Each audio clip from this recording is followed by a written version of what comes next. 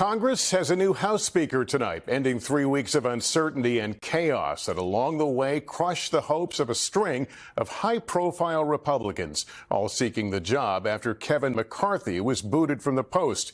Instead, late today, the Republican majority mustering the 217 votes needed and then some to lift a relative unknown, Louisiana's Mike Johnson, to the Speaker's podium.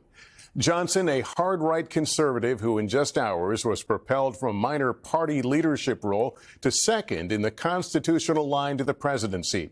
The new speaker sworn in this afternoon, in his first remarks declaring the People's House is back in business. Our Garrett Haake has been following all the drama leading up to today's vote and has late details.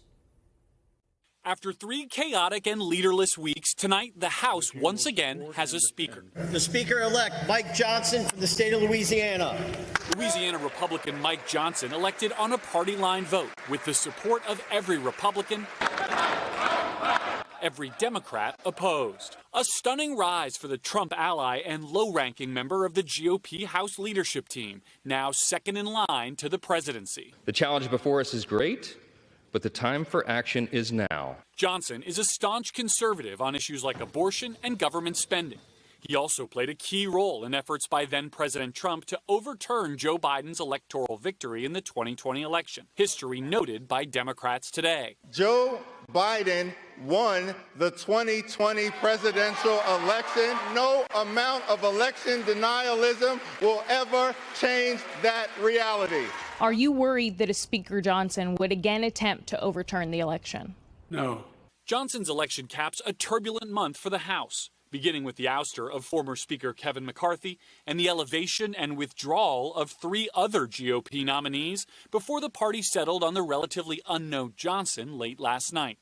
If you don't think that moving from Kevin McCarthy to MAGA Mike Johnson shows the ascendance of this movement and where the power in the Republican Party truly lies, then you're not paying attention. The 8 Republicans who led the effort to remove McCarthy declaring victory. The only way to change Washington is to change who's leading Washington, and that is what we did today. Johnson jolting the chamber back into action. I believe we're going to be able to get this team to work together. With the House voting hours after his election on the first bill of any kind in nearly a month, a resolution supporting Israel, which passed with overwhelming bipartisan support. So, Garrett, what's on the new speaker's plate now? Well, Lester, the thorniest issue will be funding the government, the same issue that ultimately cost Kevin McCarthy his job. Government funding runs out in a little more than 3 weeks, and the House has wasted the last month.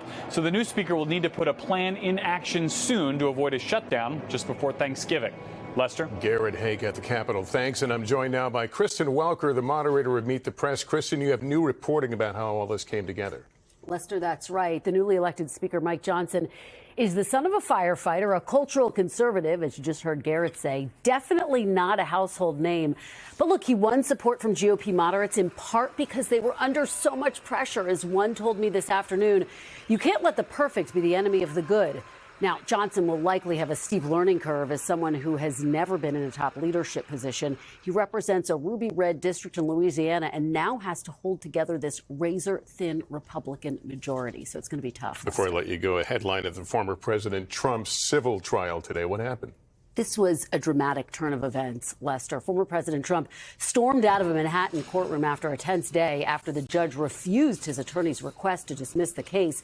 The judge in this civil fraud trial also called Mr. Trump to take the witness stand to explain disparaging comments he made in the hallway about the clerk.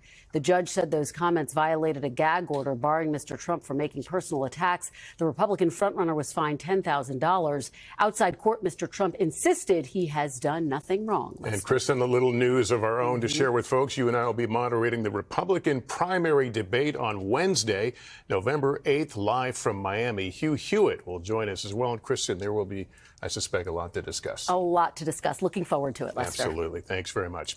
Thanks for watching. Stay updated about breaking news and top stories on the NBC News app or follow us on social media.